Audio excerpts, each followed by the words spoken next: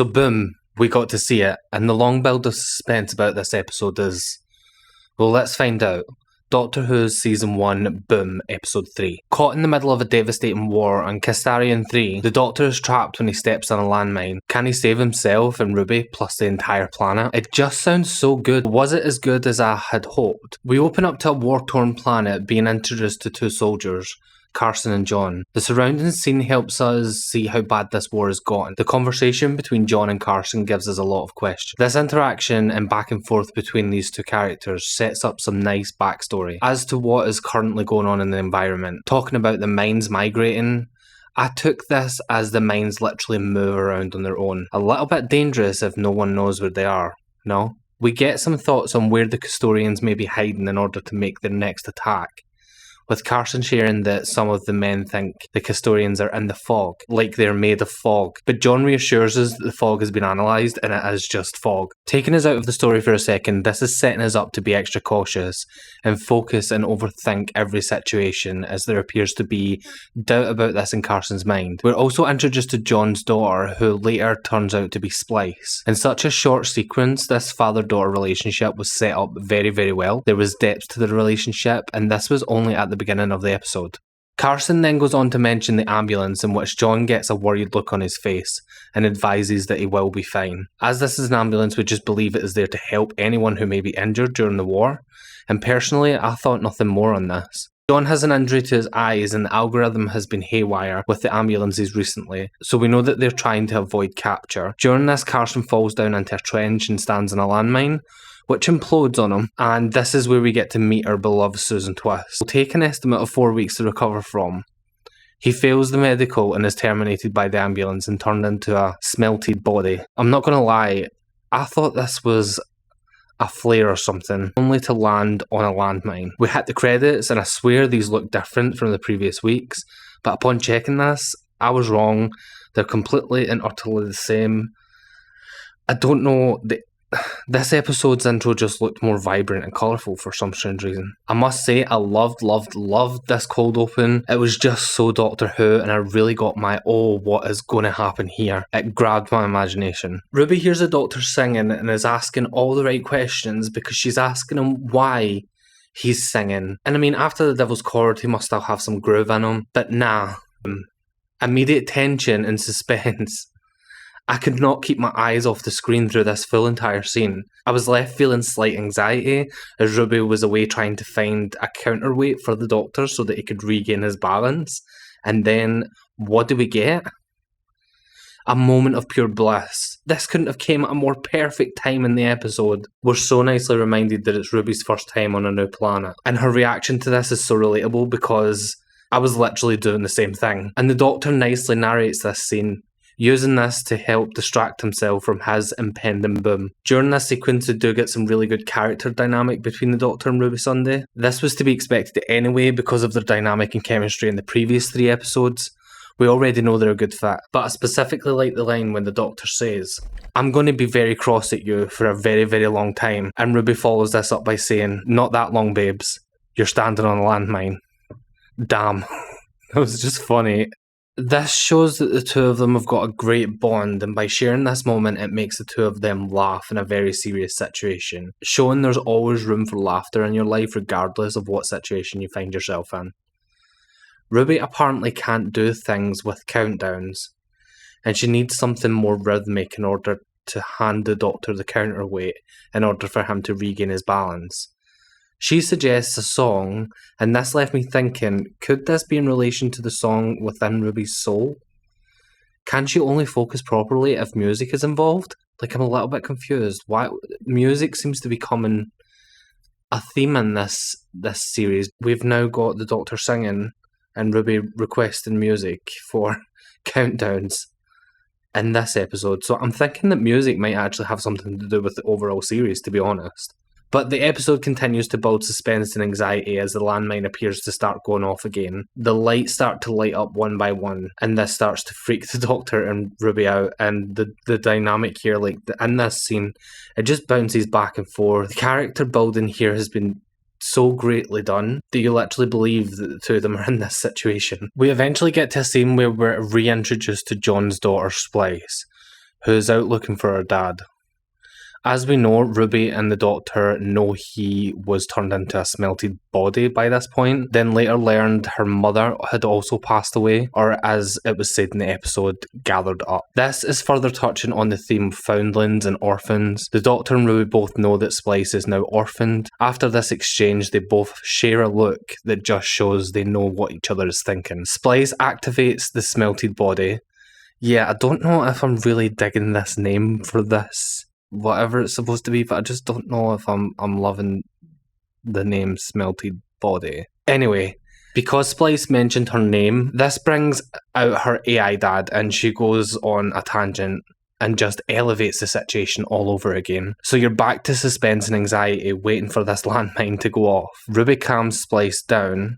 The Doctor starts to glow blue and a little bit orange, and you're like, oh god, is this actually happening? And not even 30 seconds after this revelation, Monday decides to show up and start pointing guns. Checking they understand that she has them in her sights. She checks in Splice and makes sure she is okay, but Monday introduces herself to the Doctor, and his reply was just, what? He says, good name, Monday Flynn. You should marry Ruby, and then you'd be Monday Sunday. But at this specific moment in time, you can see the Doctor's character development within this, and how his overall attitude changes as Monday is pointing a gun at him. He genuinely seems, for a lack of better words, pissed the fuck off. This continues with Monday eventually shooting the Doctor's arm twice, as we get this amazing speech from the trailer. I will shatter this silly little battlefield into dust. In a heartbeat, into dust. I need to say here that Ncuti's acting throughout this entire episode is really on point. You can really see the terror in his face as he's faced with new challenges and is unable to do anything about it. The emotions are so raw as he cries and practically begs for help. But the worst thing for him in this full situation is the realization that he is the threat this time around.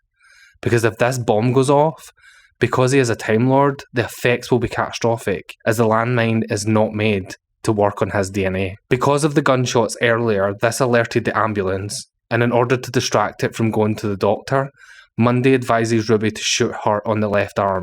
The gun is set to setting 1 and it's not fatal. Ruby struggles with this as she's never been in a situation like this before. Millie's acting skills are phenomenal and that's literally all I have to say about that. But then, Canto shows up and shoots Ruby dead. He shot Ruby dead. And you best believe I cried. I fucking cried.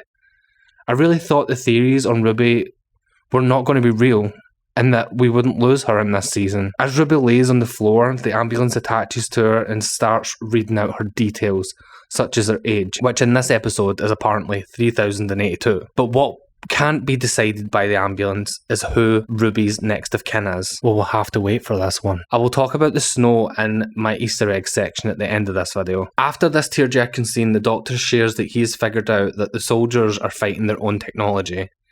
They are fighting against the algorithm. There is no custodians, nothing, and they just have to surrender to end the war. Monday doesn't agree with this as it goes against her faith and ends up getting Canto turned into a smelted body by distracting him as he's attempting to fix the ambulance to save Ruby. And this character, Monday, literally portrayed what it's like to not realise what you have until it's gone. This scene really hit close to home for me. After the Doctor summons John again and sends him into the system to get information, all hope seems to be lost. And boom, we get the AI ambulances glitching out with kiss kiss, kiss kiss, kiss kiss, which is the last message John had left for his daughter Splice. Overall, this was a really good episode, and I don't expect anything less from Steven Moffat, as he is just a genius writer, although not all is perfect here. We seem to spend a lot of time in the pit, and I know this is the centre of the story, but there was an opportunity here to ramp things up a bit. I really was struggling to believe I was in a war zone setting. It just started to feel like I was in a destroyed planet. There were no gunfights, explosions, or much of anything you would expect to see in a war setting, if I'm honest. The story was very focused on the Doctor and Ruby, as it should be, but I felt there was space to amp it up a bit more with having some background bombs going off and all that war theme stuff, but the most we got here is the church soldiers and a little girl. If it wasn't for the guns and the soldier uniforms, this could have been done in water for a bit. I mean, this literally resonated with no one because none of us have ever seen it, unless it's in the expanded universe, which I highly doubt, to be honest. Also, the hype that RTD got us about being careful not to mention Splice's dad's name, it's a little bit confusing, because it only helped the Doctor. And I took this as it was a threat. Well, anything to drive buzz, I suppose. But overall, I will be giving this episode a healthy 9.5 out of 10. I know on a second watch when I'm not taking notes, this is going to become my favourite episode of this season, so far. And it will probably become a 10 out of 10 in the future at some point. It really is a unique take on a story for Doctor Who, and nothing has been done quite like it before. Okay, let's move on to the Easter eggs. There's not so many Easter eggs this time around, but the first one is, on the ambulance it states that John is blind and age 42. Could this be a nod to the episode 42?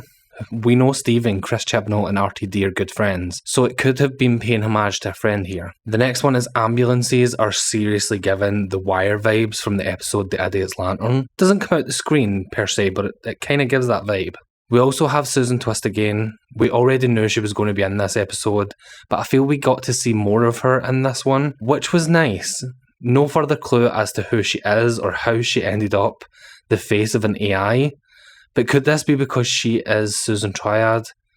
Does Triad Technologies have something to do with Vilengard in the future? Vilengard serves as a notable bookend in the history of Doctor Who. It was initially mentioned in the first story written by Stephen Moffat, The Empty Child / The Doctor Dances, and then it appeared in the final story written by him as showrunner, Twice Upon a Time. The next one is that this episode is clearly addressing war issues. With what's been going on in our own world recently, this could have been an influence on the script for Stephen. We do know that he likes to address issues within his scripts. And the other one that I picked up, we had the mention of fish fingers and custard. And this has obviously been a nod to Stephen's first year as showrunner and his first episode containing his own 11th Doctor. The next one's about the snow. So in the episode Boom, it starts to snow again as Ruby slowly passes, and when her life signs are gone, the snow freezes in place. This is reminiscent of that in Twice Upon a Time when the Doctor refuses to regenerate. Another callback to another of Stephen's episodes. But this literally confirms for certain that it's Ruby who's causing it to snow, so she's definitely got some sort of ability. We also get the bigger snowflake at the end of the episode, and this is further shown as the snow is important. Oh, and spoiler, Ruby lives, the ambulance saves her in the end, after the AI is scrambled by John. And the last one that I picked up, the Doctor mentions Dad to Dad in this episode. I wonder if this is a callback to the Doctor's genetically created daughter Jenny. Jenny was the daughter of the 10th Doctor, artificially created from his DNA when it was sampled by a progenation machine. So I don't know if this could be in relation to Jenny, or maybe we're going to meet or find out more about the Doctor's past, because we know that the Doctor has mentioned many times that he is a father. Potentially could the one who waits be a child of the Doctor maybe, but an evil child of the Doctor? Don't forget, if you did enjoy this video, don't forget to hit the subscribe button. We're growing so fast. I just want to take the time to thank everyone who's subscribed to the channel over the last week or so, because the channel has grew so fast over that period of time. I appreciate every like, every comment, every subscribe, and yeah, click this video to stay in the universe.